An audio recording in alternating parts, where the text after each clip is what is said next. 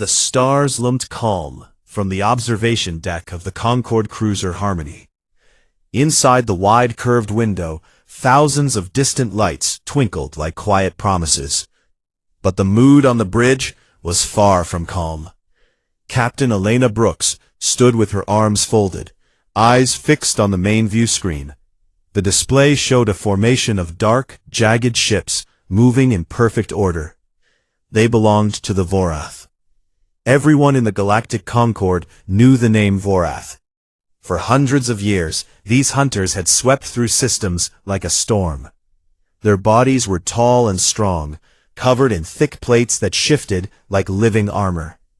Each had 6 limbs, 4 for walking, and 2 that ended in sharp claws, perfect for tearing. Their eyes glowed yellow in the dark, and their mouths held rows of needle teeth. They did not fight wars for land or power. They hunted. Every thinking species was fair game to them. Worlds fell silent after the Vorath passed. Cities became empty shells. Forests held only the bones of those who once lived there. Elena had read the reports many times. A peaceful farming world called Lyra, gone in one cycle. A trading hub named Vexus, reduced to rubble in 3. The Vorath took what they wanted: metal, fuel, living trophies, and left the rest to rot. No one stopped them, because no one could. Their fleet was too large, their weapons too strong, their hunger too endless. Now the Vorath armada drifted near the neutral zone, a wide stretch of empty space claimed by no one. The Harmony and 3 other Concorde ships watched from a safe distance. Elena's second-in-command, Kevin Hayes, stood beside her. He was tall, with short brown hair and a habit of rubbing his chin when he thought hard. "Look at their formation," Kevin said in a low voice. "Tight groups, overlapping fields of fire. They are not here to talk." Elena nodded. "They never are." The view screen zoomed in on the lead ship.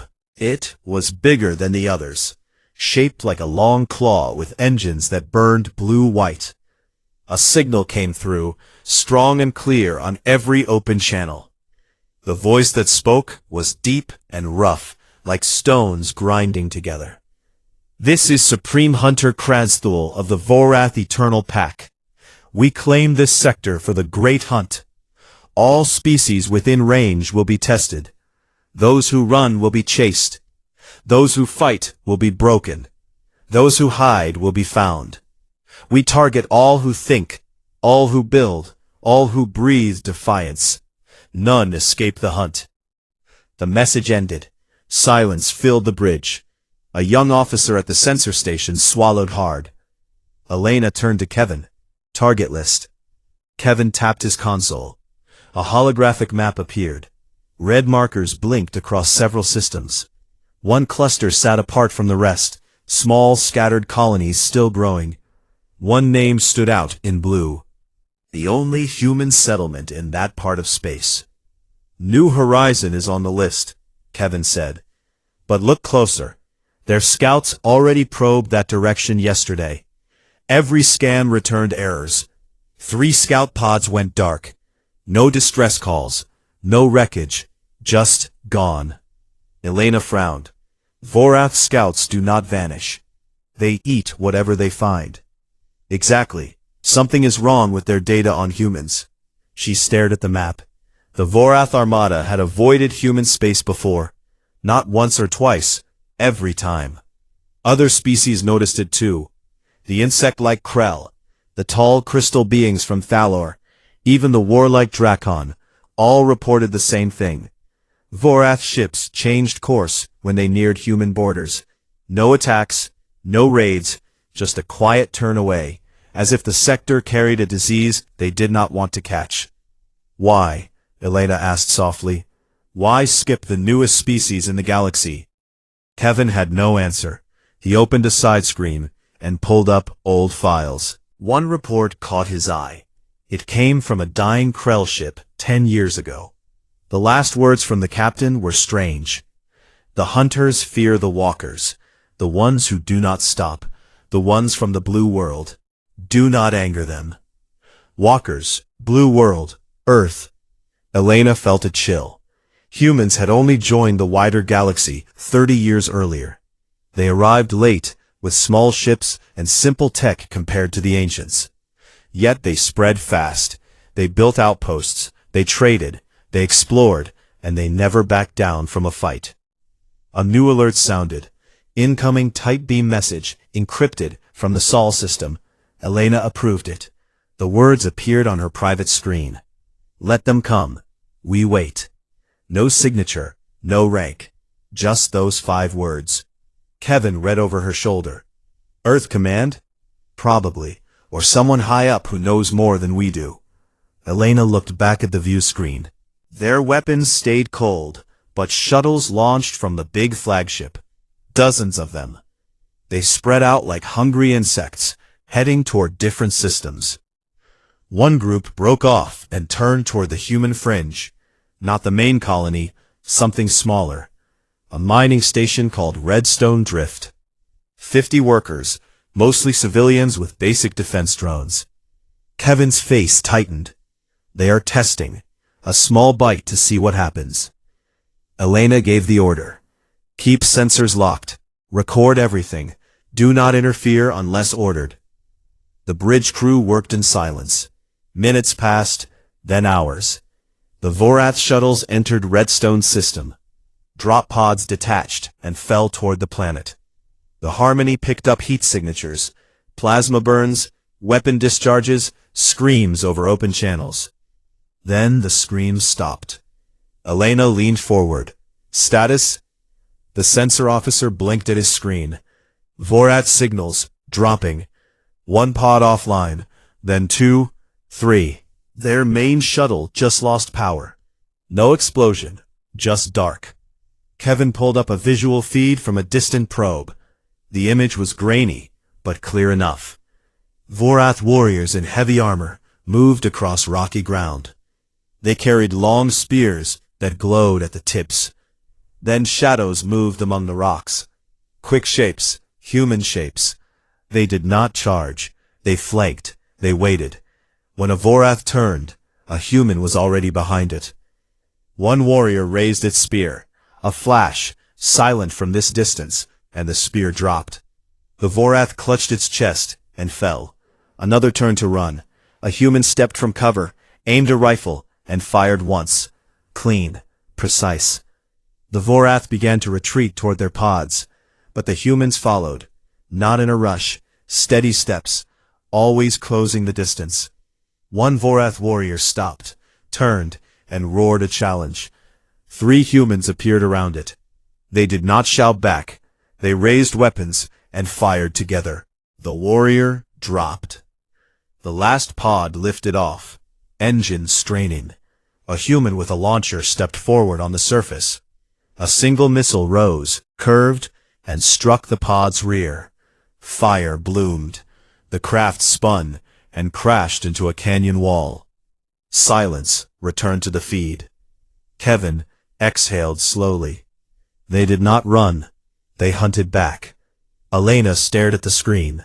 The Vorath had come for sport. They left with nothing but bodies. She turned to the encrypted message still open on her console. Let them come. We wait. A cold understanding settled in her chest. The galaxy's greatest hunters had a rule they never spoke aloud. They target all, except human beings. And now the Vorath were about to learn why that rule existed. Redstone Drift was a small mining station built into the side of a red canyon on a dry world. 50 people lived there, miners, cooks, mechanics, and a handful of guards. Most days were quiet. Machines hummed, dust blew, people worked shifts and played cards at night. No one expected trouble.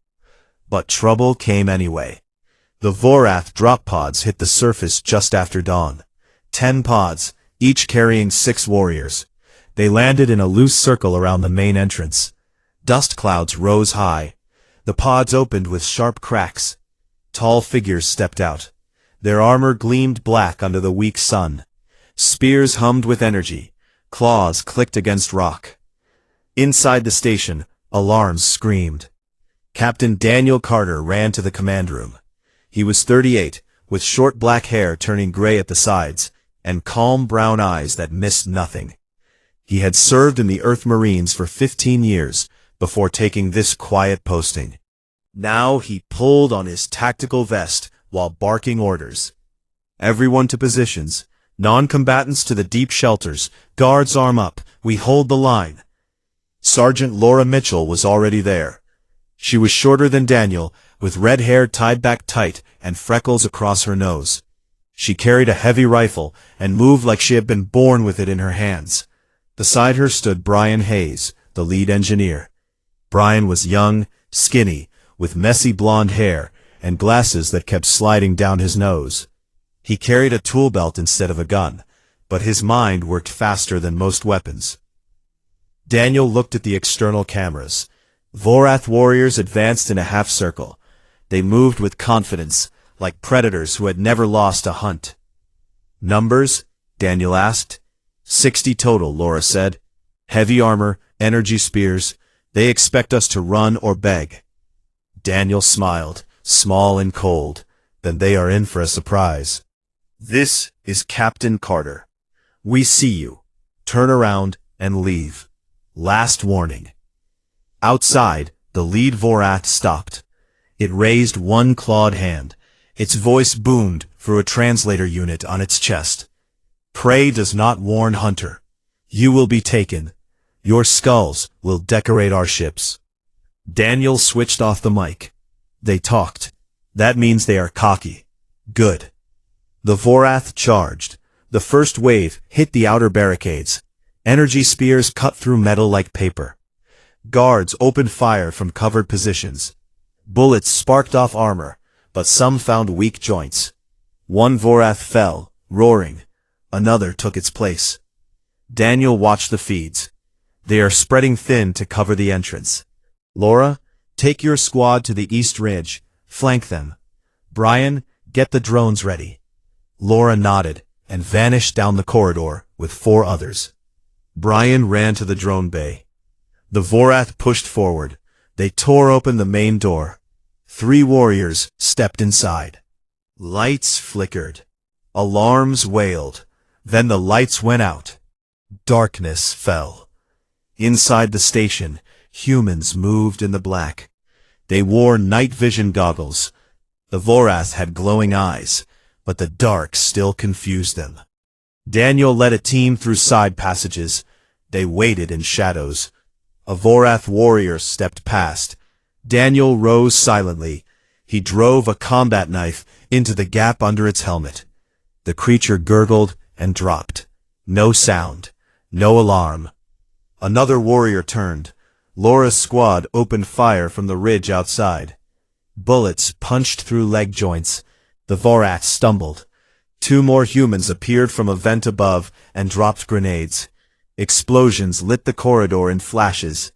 The Vorath started to feel it. This was not easy prey. Outside, Brian launched the first wave of mining drones. They were small, fast, armed with cutting torches and explosive charges. The drones swarmed like angry insects.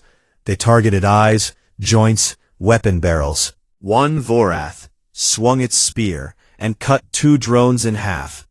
3 more latched onto its back and burned through armor. The hunters began to fall back. Daniel's radio crackled. Captain, we have one alive, pinned in the lower mine shaft. Good work. Bring it in. They dragged the wounded Vorath into a sealed storage room. It was smaller than the others, young maybe. Its armor was cracked. One arm hung useless. Yellow eyes stared with hate and something new, fear. Daniel stood in front of it. Laura kept her rifle aimed at its head. Brian stood to the side, recording everything. You speak our language? Daniel asked. The Vorath hissed. Its translator crackled. I speak the tongue of the soon dead. Daniel leaned closer. Then listen, you came here to hunt. You found something else. Tell me why your people never attack human worlds. Why you always turn away. The creature laughed, a wet grinding sound. You think you win today. The elders know. Long ago, before your kind joined the stars, we came to your blue world. We hunted. We took many. But your people did not break. They chased us, across forests, across ice, across seas. They tracked us for days without rest. They killed our packs. They burned our ships. The elders saw it. They made the rule. Daniel stayed quiet. The Vorath kept talking, voice low now. Target all who think. Target all who build. Target all who breathe defiance. But not the walkers from the blue world. Not the ones who never stop. You are hunters beyond reckoning. To hunt you is to wake death itself. Laura lowered her rifle a little. So you fear us? Fear? The Vorath looked at her. We respect the law of survival. Your kind does not fight for honor or territory. You fight until the enemy is gone. Forever. We learned that lesson in blood. Daniel stepped back. Then take that lesson home. Tell your elders, if you come again, we will not wait. We will come for you. The Vorath lowered its head. You will not need to come. The armada already moves. Supreme Hunter Krasthal wants proof. He wants your worlds broken. He thinks the old stories are lies. Daniel smiled again. Then he will learn the hard way. They sealed the room. The prisoner stayed alive, for now. Daniel walked to the command room. The battle outside was over. Vorath bodies lay scattered. Only one pod had escaped, limping into orbit with smoke trailing behind it. Kevin Hayes' voice came over the long-range comm from the Harmony. Captain Carter, we saw the feed. The Concorde is stunned. You lost 6 people. They lost 54. Daniel looked at the bodies being carried away. We paid a price, but we sent a message. Elena Brooks joined the channel. What did the prisoner say? Daniel repeated the words.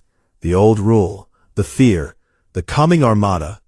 Silence followed. Earth sent another message. Short, same as before. She read it aloud.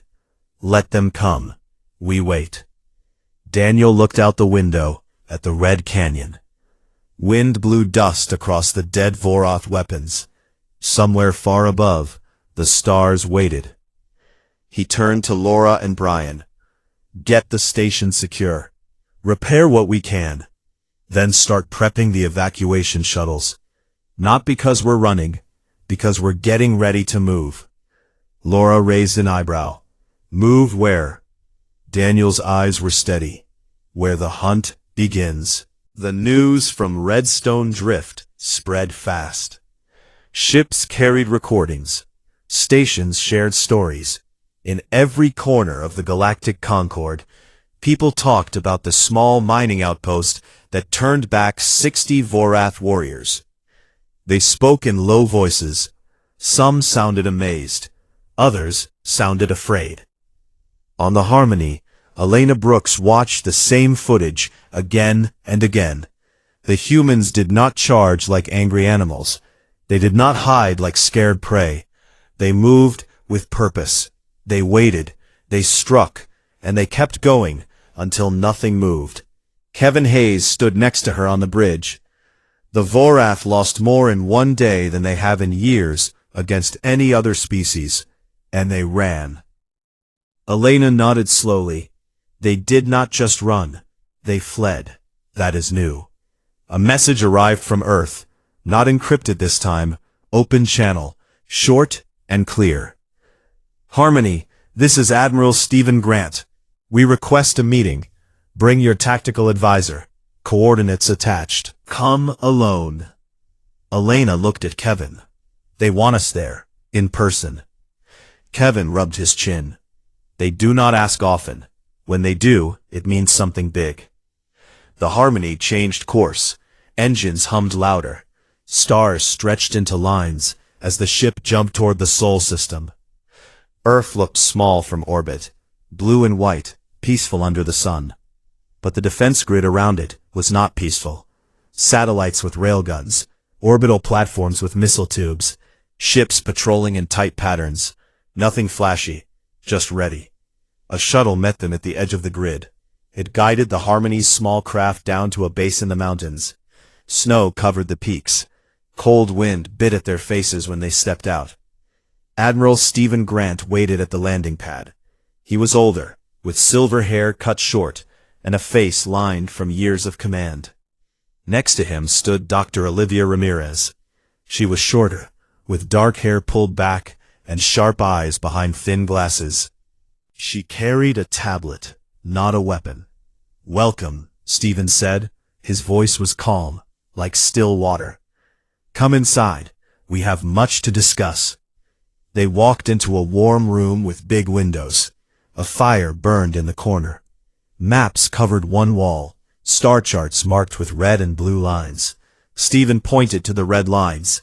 "Vorath movements. They are gathering. Not probing anymore. Full fleet. 300 capital ships. Thousands of fighters. They aim to end the anomaly. That is what they call us." Olivia stepped forward. "We know why they fear us.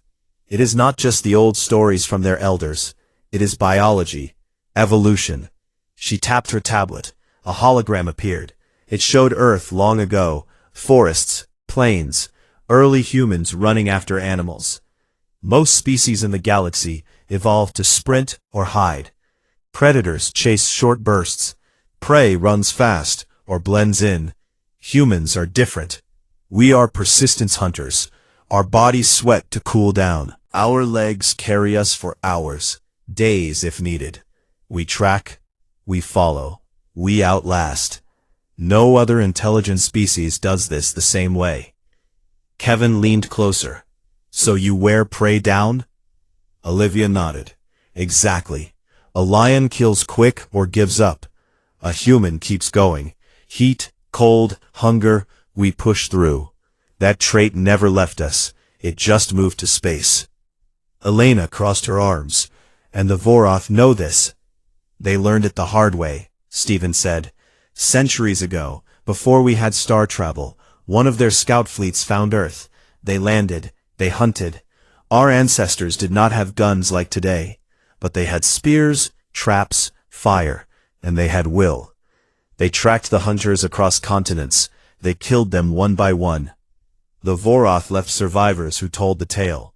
The elders wrote the rule: never hunt the Blue World walkers. They do not stop."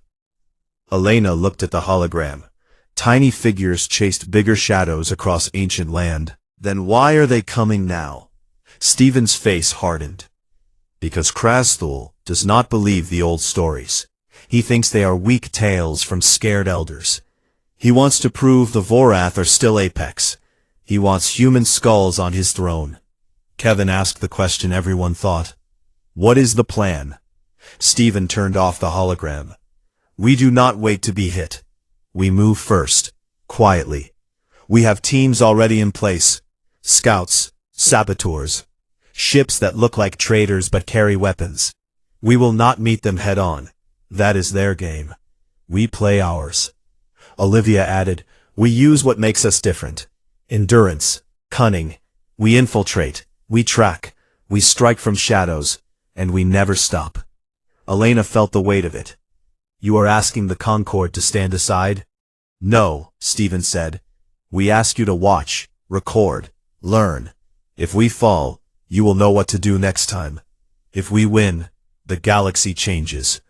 A new alert came through. Vorath signals increased. Scouts reported the armada jumping closer. Target: human border worlds. Stephen looked at Elena and Kevin. "Time is short. Go back to your ship. Keep the Concord informed, but stay out of the fire for now." Elena hesitated. "We can help." Stephen shook his head. "Not yet. This is our hunt. Let us show them why the rule exists." They left the base. The shuttle rose through clouds. From orbit, Earth looked small again, but the defenses glowed brighter now. Ships moved into formation. On the Harmony Bridge, Elena watched the stars. Kevin stood silent beside her. A private message arrived from Earth. No name, just words. "The hunt begins." Far out in the black, Chris Thompson piloted a small scout ship. He was lean, with dark skin and a quiet voice. He had spent years mapping empty sectors. Now he watched Vorath's supply lines from a distance. His ship looked like scrap. It was not. He sent a tight beam to base. 3 supply convoys located. Weak escorts. I can take the lead one. Cut their fuel. Another scout, Robert Klein, answered from his own ship. I have their comm relay in sight. One shot, it goes dark. They lose coordination. More names joined the channel. Quiet voices. Simple plans. No grand speeches. They moved. Chris drifted closer. His ship fired once. A missile slipped through shields. The lead supply ship bloomed into fire. The others scattered. Robert's railgun spoke. The relay station cracked open. Silence spread across Vorath channels. The Armada felt it. Small bites, small losses, but they added up. On the Vorath flagship, Krasthul roared at his officers. Find the ghosts, kill them. But the ghosts were already gone. Moved to the next target. Waiting. Back on Earth, Stephen Grant stood in the command center. Screens showed green lights turning red one by one. Vorath losses. Olivia watched beside him. They are starting to feel it. Stephen nodded. Good. Let them feel it longer. Outside, the stars stayed cold. But something warm burned in the dark. Persistence. The hunt had begun. The Battle of Epsilon Vale started without warning. One moment, the system was quiet. The next, space filled with fire. The Vorath Armada arrived in full strength. 300 capital ships formed a wall of black metal and glowing engines. Fighters swarmed like locusts. Supreme Hunter Krasthul stood on the bridge of his flagship, the Iron Fang. His 6 limbs moved with restless energy. Yellow eyes scanned the viewscreen. He saw the human fleet waiting, small, scattered, only 60 ships. Many looked old. Some looked like cargo haulers with guns added. Krasthul laughed, a deep rumble that shook his armor. They bring toys to face hunters. Crush them. Take their world next. Orders flew. The Armada advanced. Weapons charged. Beams of white energy cut through the dark. The human ships did not charge. They drifted apart. Small groups split off. Some vanished behind asteroids. Daniel Carter commanded from the cruiser Endurance. He sat in the captain's chair, hands steady on the armrests. His face showed no fear, only focus. Hold pattern, he said. Let them come close. Then we bite. Laura Mitchell stood at weapons control. Her red hair was tucked under a cap. Fingers danced over controls. Drones ready. EMP bursts primed. Brian Hayes worked at engineering. Sweat ran down his face, but his voice stayed calm. Shields at full. Backup power online. We can take a few hits. The Vorath closed the gap. Their beams struck first. 2 human frigates took direct hits. One exploded in silence. The other spun away, leaking air and fire. Cheers rose on the Iron Fang bridge. Then the humans answered. Swarm drones poured from hidden bays. Thousands of tiny machines, no bigger than a person's head. They moved like a cloud of angry bees. They targeted Vorath shields. Cutting torches burned through armor. Explosive charges popped in weak spots. One Vorath cruiser lost engines in seconds. It drifted helpless. Krasthul snarled. Destroy the insects. His fighters turned to chase drones. But the drones were fast. They dodged. They split. They reformed.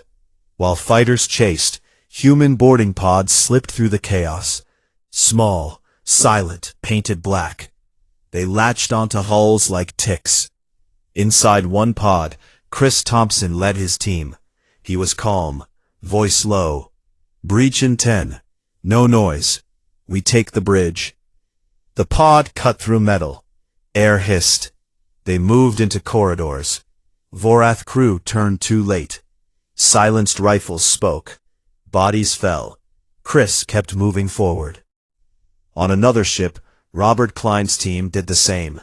They reached the engine room, placed charges, set timers, slipped away before alarms screamed. The Vorath fleet felt the pain. Ships went dark one by one. Engines failed. Weapons stopped firing. Confusion spread. Krasthul roared orders. Focus fire on their main cruiser. End the leader. The Iron Fang turned. All guns aimed at the Endurance. Beams lanced out. The Endurance shook. Shields flared red. Hull plates buckled. Daniel gripped the chair. Hold. Just hold. Laura called out. Shields at 30%. We can't take another full salvo. Daniel nodded. Then we go close. Ram speed. The Endurance accelerated. Not away. Toward the Iron Fang. Alarms wailed. Crew braced. On the Iron Fang, Krasthul saw the move. Foolish. They die with honor. But humans did not seek honor. They sought the end. The Endurance passed close. Too close. Grapples fired. Magnetic clamps locked onto the Iron Fang's hull. Boarding tubes extended. Marines poured across. Daniel led the charge. He carried a rifle and a short blade. Laura stayed at his side. They fought down corridors. Vorath warriors met them. Claws slashed. Spears thrust. Humans answered with bullets and knives. The fight was brutal. Blood slicked the floor. Bodies piled. Daniel took a claw across the arm. Pain burned. He ignored it. Kept moving. They reached the bridge. Doors blown open. Krasthul waited inside. Towering. Armor scarred. Spear in one claw. He roared a challenge. You dare board my ship, Walker? Daniel stepped forward. You dared come to our space. Krasthul charged. The spear swept low. Daniel rolled aside. He fired twice. Bullets sparked off armor. Krasthul laughed. You cannot match my strength. Daniel holstered the rifle. Drew his blade. Strength is not enough. They closed. Krasthul swung hard. Daniel ducked. Slashed at a leg joint. The Vorath stumbled. Daniel pressed. He did not tire. Sweat ran. Breath came steady. He waited for the opening. Krasthul grew angry. Attacks became wild. Daniel dodged. Struck. Dodged again. A cut opened on the Vorath's arm. Green blood flowed. You never stop, Krasthul hissed. Daniel met his eyes. We never stop. He lunged. Blade found the gap under the helmet. Krasthul roared once, then fell. The bridge went quiet.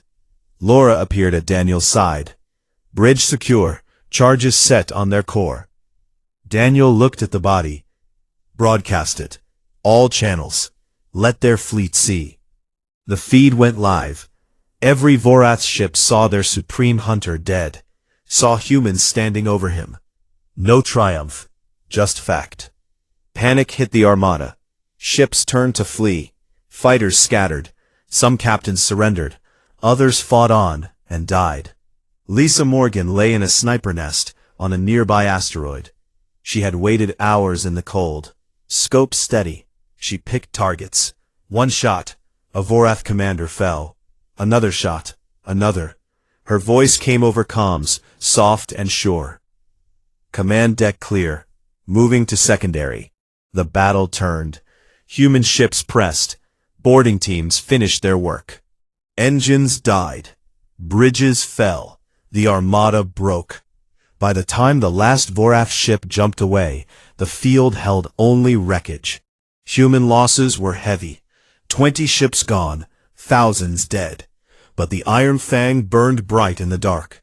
Daniel stood on the battered bridge of the Endurance. Blood dried on his sleeve. He looked at the stars. Laura joined him. We did it. Daniel shook his head. Not yet. They ran, but they will regroup. We follow. He opened a channel to Earth. Admiral Grant, the flagship is down. Krasthul is dead. The hunt continues. Stephen Grant's voice answered, steady, proud. Good work, Captain. Bring the fleet home. Then we plan the next step. Daniel looked at his crew. Tired faces, determined eyes. Set course for home, he said, but keep sensors hot. We are not done.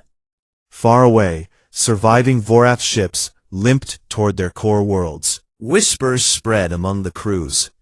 The hunters had become prey. The rule was broken, and the ones who never stopped were coming.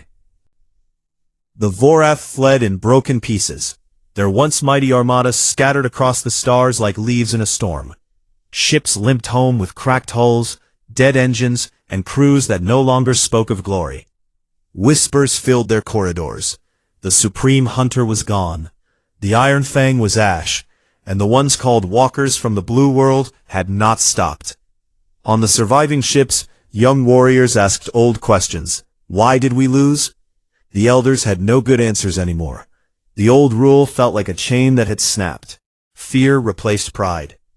Back in human space, the Endurance returned to Earth orbit. Smoke still rose from its hull in thin trails. Crew members walked the corridor slowly. Some limped.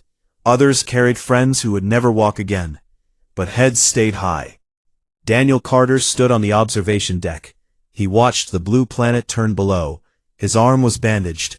Pain came in waves, but he ignored it. Laura Mitchell joined him. She carried 2 cups of coffee, one for him, one for her. We paid heavy, she said quietly. Daniel took the cup. We always do, but they paid heavier. She looked at the stars. What now? Now we finish it. Admiral Stephen Grant waited in the command center on Earth. Screens showed green dots moving. Human scout ships. They tracked every Vorath vessel that had escaped. No one hid from persistence. Olivia Ramirez stood beside him. Her tablet showed long lists of coordinates. They are heading to their core systems. 3 main worlds, heavily defended, but their fleets are gone. Their morale is broken. Stephen nodded. Good. We do not need to conquer. We need to end the hunt forever. A message came through from the Harmony. Elena Brooks appeared on screen. Her face looked tired but steady. Admiral, the Concorde is watching. Many species want to know if humans will stop at victory, or if you will keep going. Stephen met her eyes. Tell them we stop when the threat ends. Not before, not after. Elena gave a small nod. Understood. We will relay that. The channel closed. Chris Thompson piloted his scout ship far ahead of the main fleet. He had followed one group of fleeing Vorath for days. His ship stayed silent, engines cold most of the time. He drifted. He watched. He waited. The Vorath convoys stopped at a refueling station. Small, out of the way, perfect. Chris sent the signal. Target acquired. Moving in. His team launched from hidden bays, small pods, silent entry. They boarded the station. Guards fell without sound. Engineers placed charges on fuel lines. Timers set. They left as quietly as they came. Minutes later, the station bloomed into a bright flower of fire. The convoy lost its fuel, stranded, easy pickings.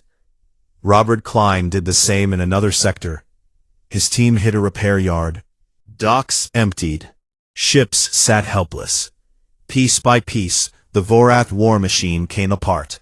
Not in big battles, in small, endless cuts. Weeks passed, then months. Human teams never rested long. They tracked, they struck, they moved on. The Vorath elders finally sent a message. Open channel. No threats, just words. We request parley. Neutral ground. Bring your leaders. Stephen Grant answered himself. We will come. But know this. The hunt ends today, or it never ends. The meeting happened on a dead moon in the neutral zone. No weapons allowed, only words. Elena Brooks and Kevin Hayes came as witnesses for the Concorde. Daniel Carter, Laura Mitchell, and Stephen Grant came for humanity. The Vorath sent 3 elders, tall, old, armored dull with age. No spears, no claws raised. One elder spoke first. Its voice cracked like dry leaves. We come to end this. Our packs are broken. The stories we told to scare others now scare us. Daniel stepped forward. You started this. You came for sport. You found something you could not break. The elder lowered its head. We learned, too late. We offer terms. We disband the Eternal Pack. We destroy our hunting fleets. We swear on our bloodlines. No more hunts. No more targets. Not humans. Not anyone. Stephen looked at the elders for a long time. And if we say no? The elder met his gaze. Then you will come. We know this now. You will come until nothing remains. Silence hung heavy. Elena spoke softly. The Concord will witness and enforce any agreement. Stephen turned to Daniel. Captain? Daniel looked at the elders, then at the dead moon around them. Gray dust, empty sky. We accept, but hear this clearly. We do not forget. We do not forgive easily. Break this promise, and no rule will save you. We will find you. We will finish it. Forever. The elders bowed low. We understand. Papers were signed. Digital seals locked. The Concord recorded every word. The elders left first. Their shuttle rose slow. No rush, no pride. Stephen watched it go. Then he turned to his people. Home. They returned to Earth. Ships docked. Crews rested. Families waited.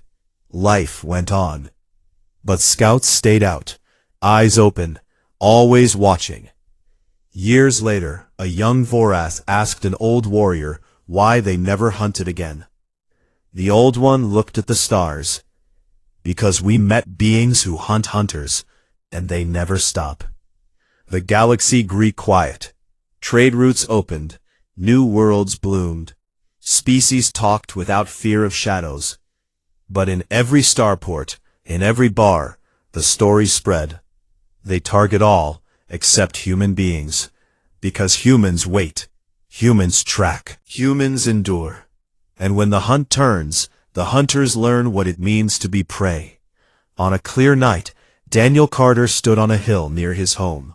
Stars filled the sky. Laura joined him. They said nothing for a while. She broke the silence.